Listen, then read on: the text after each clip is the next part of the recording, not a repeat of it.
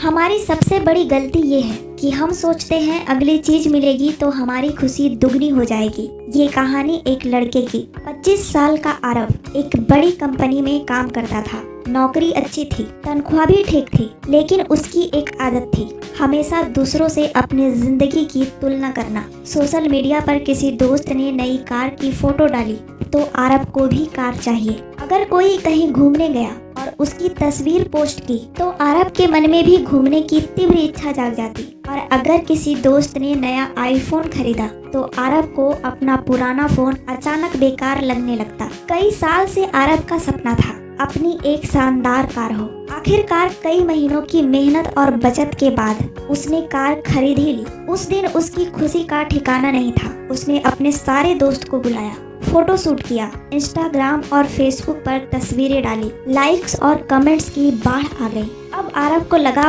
बस अब जिंदगी पूरी हो गई। लेकिन कुछ हफ्तों बाद वही कार बस एक साधारण गाड़ी बनकर रह गई। हर रोज वही ऑफिस जाना, वही ट्रैफिक, वही थकान। जिस खुशी का उसने सपना देखा था वो धीरे धीरे फीकी पड़ गई। उसने अपने दोस्त के पास नई घड़ी देखी तो आरव ने भी नई घड़ी लेने को सोचा। घड़ी आई, कुछ दिन खुशी रही, फिर वही हाल। उसने सोचा शायद बड़ा फ्लैट लेने से सब बदल जाएगा। उसने एक 3 BH का बड़ा फ्लैट खरीदा। खुशी कुछ हफ्ते रही, फिर वही खालीपन।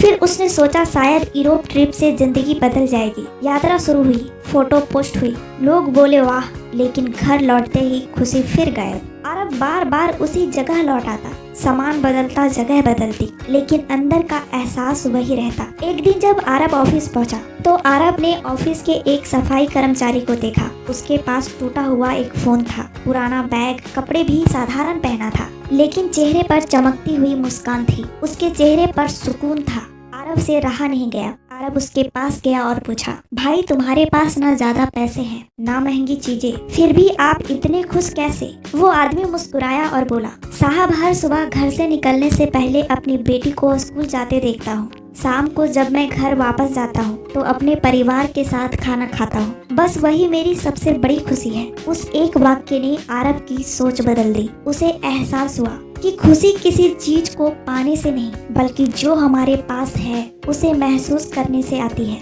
अब आरव ने अपनी जिंदगी की दौड़ धीमी कर दी। अब भी वो चीजें खरीदता था, लेकिन सिर्फ जरूरत के, दिखावे के लिए नहीं। उसका सोशल मीडिया अब महंगी चीजों की तस्वीरों से नहीं, बल्कि अपनी असल जिंदगी के पलों से भरने लगा। जैसे दोस्तों के साथ हंसी मजाक, परिवार के साथ खाना और अपने लिए वक्त निकालना। इस कहानी से हमें ये सीख मिलती है कि दूसरों से तुलना करके हम कभी खुश नहीं हो सकते। असल खुशी तब आती है जब हम अपनी जिंदगी में जो है उसकी कदर करना सीखते हैं।